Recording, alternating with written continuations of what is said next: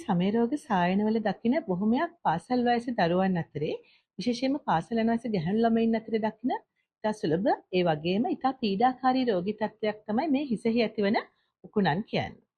මේ අපි වෛද්‍ය විද්‍යාත්මකව හඳුන්වනවා පෙඩිකියුලෝසිස් කැපිටිස් එහෙම නැත්නම් හෙඩ් ලයිස් කියලා. මේ සම මතු පිට විශේෂයෙන් රෝමකූප ආශ්‍රිතව ඇතිවන පරපෝෂිත ආසාදිත තත්ත්වයක්. මෙහිදී මේ උකුණන් ප්‍රභේද කිහිපයක් පවතිනවා. අපි බොහෝ දෙනා දැනුවත් මේ හිසකෙස් ආශ්‍රිතව ජීවත් වන උකුණන් පිළිබඳව. මීට අමතරව අපේ ශරීරයේ වෙනත් ස්ථානවල සහ අපි අඳින ඇඳුම් පැළඳුම් ආශ්‍රිතව ජීවත් වන එක් ප්‍රභේදයක් තමයි අපි පොඩි ලයිස් කියලා හඳුන්වන්නේ. මීට අමතරව අපේ ඉකිලි ආශ්‍රිතව ඇති රෝම කූපවල ජීවත් වන අනෙක් ප්‍රභේදය තමයි අපි පියුබික් ලයිස් කියලා හඳුන්වන්නේ. මේ අතරින් අපි සුලභව දකින ආකාරය තමයි මේ හිසකෙස්වල ඇතිවන උකුණන්. මේ උකුණන්ගේ ජීවන චක්‍රයේ මූලික වශයෙන් අවස්ථා තුනක් පවතිනවා. බිත්තර, ඊළඟට නිම්, එහෙම නැත්නම් ලේඩින් සහ වැඩිහිටි උකුණන්. මෙහිදී බිත්තර දින 8ක කාලයක් ඇතුළත පුපුරා යාමෙන් නිම්, එහෙම නැත්නම් ලේඩින් බෝවීම සිදු වෙනවා. මේ ලේඩින් දින 7ක් 10ක් ඇතුළත වැඩිහිටි උකුණන් බවට වර්ධනය වීම සිදු වෙනවා. මේ උකුණෙක් සාමාන්‍යයෙන් දින 30ක කාලයක් සම මතු පිට ලේ උරා බොමින් වර්ධනය වීම සිදු වෙනවා. උකුණෙකුට සමෙන් පිටත, ඒ කියන්නේ පෝෂිතයාගෙන් පිටත ජීවත් වීමට හැකිවන්නේ සාමාන්‍යයෙන් පැය 48ක කාලයක් පමණයි. මේ උකුණන් බෝවීම සිදු වෙන්නේ කොහොමද? සාමාන්‍යයෙන් ආසාදිත පුද්ගලයෙකුගේ හිස සමග ඍජුව ස්පර්ශ වීම හරහා සාමාන්‍ය පුද්ගලයෙකුට මේ උකුණන් බෝවීම සිදු වෙනවා. ඊට අමතරව ආසාදිත පුද්ගලයා පාවිච්චි කරන තුවාය, ඇඳ ඇතිරිලි, කොට්ට උර විශේෂයෙන් පනාව, කොණ්ඩ කටු සහ කැප්ස්, හැට්ස් මෙවැනි දේ වමාරු කර භාවිත කිරීම නිසා මේ බෝවීම සිදු වෙනවා. අපි සුලභව දකින තත්ත්වයක් තමයි අපි ඕවර් ක්‍රවුඩින් කියලා හඳුන්වන්නේ. ඒ කියන්නේ බොහෝ විට බොහොමයක් පිරිසක් එක ස්ථානයක එකට නිදා ගන්නවා නැත්නම් එක ස්ථානයක වාසය කරනවා නම් එවැනි අවස්ථාවක ඉතා ශීඝ්‍රයෙන් මේ උකුණන් බෝවීම සිදු වෙන්න පුළුවන්. අපි උකුණන් බහුලව දකින්නේ පාසල් යන වයසේ දරුවන්ගේ. විශේෂයෙන්ම අවුරුදු 4ත් 14ත් අතර දරුවන්ගේ තමයි මේ සුලභව වාර්තා වෙන්නේ. ඊට අමතරව වැඩිහිටියන්ගේ මේ ඇති වෙන්න පුළුවන් ඇතැම් විට විෂයාකාරව හිස පිරිසිදු කිරීම නොහැකි අවස්ථාවකදී විශේෂයෙන් ස්නායු ආබාධ, එහෙමත් නැත්නම් මානසික ආබාධ, නැත්නම් අපි කියනවා බෙඩ් රිඩන්, ඒ කියන්නේ පැරලයිස් වෙලා යම්කිසි අපහසුතාවයන් නිසා ඇඳකම ජීවත් වෙන පුද්ගලයෙකුට වගේ විතර හිස පිරිසිදු කිරීම නොහැකි අවස්ථාවකදී මෙය ඉතා ඉක්මනින් බෝවීම සිදු වෙන්න පුළුවන්. අපි ඊළඟට බලමු මෙහි ඇති රෝග ලක්ෂණ මොනවද කියලා. සාමාන්‍යයෙන් උකුණන් හිසෙහි සිටින විට උකුණන් නිසා අධික කැසීමක් සහ හිස මත පිට යම් අපහසුතාවයක් ඔබට ඇති වෙන්න පුළුවන්. අපි උකුණන් බහුලවම දකින්නේ වැඩි ඝනත්වයකින් දකින්න ලැබෙන්නේ කන පිටුපස, කනට ඉහළින් සහ හිසේ පිටුපස ප්‍රදේශයේ.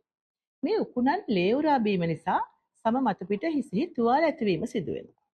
මේ තුවාල පසු කාලීනව බැක්ටීරියා ආසාදනය වීම සිදු වෙන්න පුළුවන්. මේ නිසා ඒ මත සැරව ඇතිවීම, අධික වේදනාවක් ඇතිවීම, උණ ඇතිවීම මේ වගේ තත්ත්ව අපිට දකින්න පුළුවන්. ඇතැම් විට මේ සැරව පිටවීම නිසා හිසකෙස් එකට ඇලීමෙන් මැටඩ් හෙයා, අපි කියනවා මැටඩ් හෙයා කියලා, හිසකෙස් එකට ඇලීමෙන් ගුලියක් ආකාරයෙන් දිස් වෙන්න පුළුවන්. මීට අමතරව මේ ආසාදිත තත්ත්ව නිසා ගෙල ප්‍රදේශයේ වසාගැටි තිදීම, කුද්දැටි දිවීම සිදු වෙන්න පුළුවන්. මේ සඳහන් කළ රෝග ලක්ෂණ වලට අමතරව හිසේ උකුණ සිටින පුද්ගලයින්ගේ මුහුණ, ගෙල ප්‍රදේශය, පිටුපස, පපුව, උරහිස් මෙවැනි ස්ථානවල අධික ලෙස කැසීම, සම රතු පැහැගැන්වීම, සම ගැලවී යාම, ඉතා කුඩා බිබුළු ඇතිවීම වැනි තත්ත්වයන් අපිට දකින්න පුළුවන්. මේ අපි හඳුන්වනවා secondary eczematization කියලා. අපි ඊළඟට බලමු මේ සඳහා ඇති ප්‍රතිකාර ක්‍රම මොනවාද කියලා.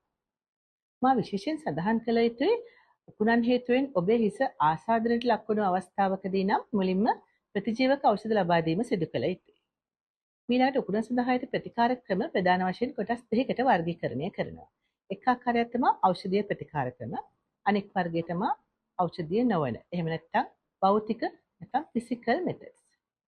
ඖෂධීය ප්‍රතිකාර ක්‍රම වශයෙන් අපි බහුලව භාවිත වෙන්නේ පර්මෙත්‍රින් කාණ්ඩයේ ඖෂධ.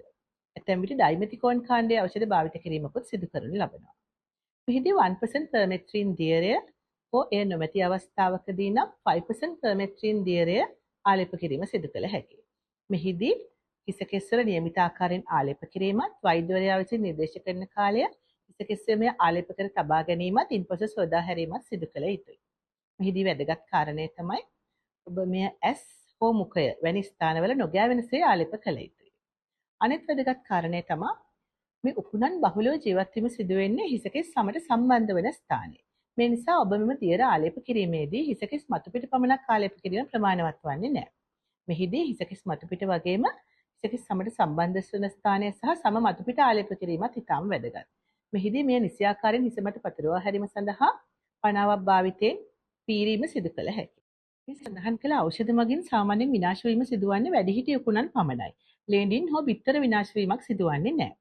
මේ නිසා අපි කලින් සඳහන් කරා උකුණන්ගේ ජීවන චක්‍ර දින 7ක් 10ක් ඇතුළත ලේඩින් නැවත වැඩිහිටි උකුණන් බවට පත්වීම සිදු වෙනවා කියලා. මේ නිසා අපි කලින් සඳහන් කළ ආලේපනය දින 7ක් හෝ 10ක් ඇතුළත කාලේ නැවත ආලේප කිරීමත් ඉතාම වැදගත්. අනික් කාරණය තමයි ඔබ උකුණ සඳහා ප්‍රතිකාර ලබා ගන්න අවස්ථාවකදී ඔබේ පවුලේ තවත් අයට උකුණන් මේ ආකාරයෙන් පවතිනම් මේ සියලු දෙනාම එක් අවස්ථාවක ප්‍රතිකාර ලබා ගැනීමට වග බලා ගත යුතුයි. එසේත් නැතිනම් ඔබට උකුණන් සුව වීමේදී ගෙදර තවත් කෙනෙකුට උකුණන් තිබෙනවා නම් නැවත පසු කාලිනව ඔබට නැවත උකුණන් ආසාදනය වීමක් සිදු වෙන්න පුළුවන්.